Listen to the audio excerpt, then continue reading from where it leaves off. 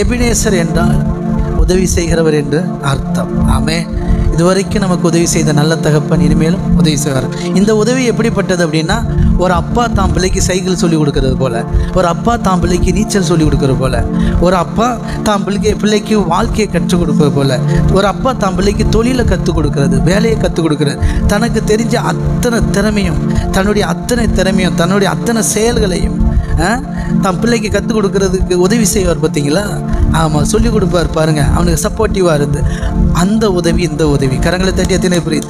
ஐயா சாமி தர்மம் போடுங்க ஐயா, இந்த ஐயா அப்படின்னு ஒரு உதவி செய்வாங்க இல்லையா? அந்த உதவி இல்லை, அது வேற.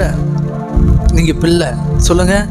ஆமென். எனக்கு ஆண்டவரே என் விசுவாசம் பெருக உதவி செய்யும், என் அவிசுவாசம் நீங்கள் உதவி செய்யும் அப்படின்னா என்ன அர்த்தம்? நீங்கள் பிள்ளையாக இருக்கிறீங்க. அப்பா உங்களை என்னால் நம்ப முடியல, அப்பா உங்கள் வார்த்தைகளை என்னால் நம்ப முடியல, நம்பும்படி எனக்கு நீங்கள் உதவி செய்யுங்கப்பா அப்படின்னு அந்த ரீதியில் தான் வரணும்.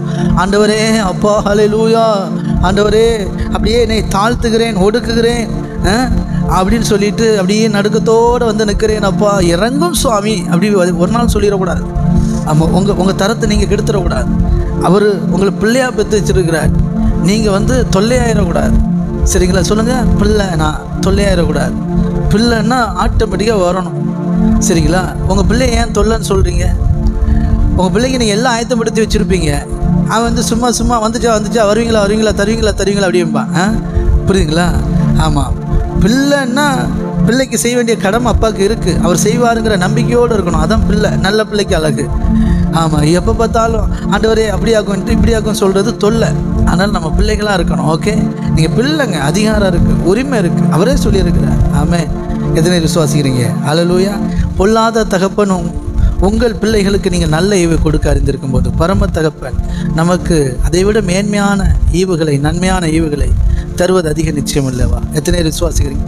நன்மையான எந்த ஈவும், பூரணமான எந்த வரும் பரத்திலிருந்து, ஜோதியிலும் பிதாவிடத்திலிருந்து உருவாகி பரத்திலிருந்து இறங்கி வருகிறது. அப்படி இறங்கி வந்ததில் முதற் பேரான பெஸ்ட்டான ஒரு நன்மை தான் கர்த்தராகிய இயேசு கிறிஸ்து. ஆமென். சொல்லுங்கள். கர்த்தர் வெட்டுக்கிளி அனுப்பி, தரித்திரத்தை அனுப்பி, பஞ்சத்தை அனுப்பி, பாவத்தை அனுப்பி உங்களை ரசிக்க மாட்டார். வியாதி அனுப்பி ரசிக்க மாட்டார். அவர் தம்முடைய சொந்த குமாரனை அனுப்பிட்டார். ரட்சிப்பதற்கான எல்லா வேலையும் பார்த்துட்டாரு. நீங்கள் விசுவாசித்து ரட்சிக்கப்பட்டால் போதும். Okay, God bless you.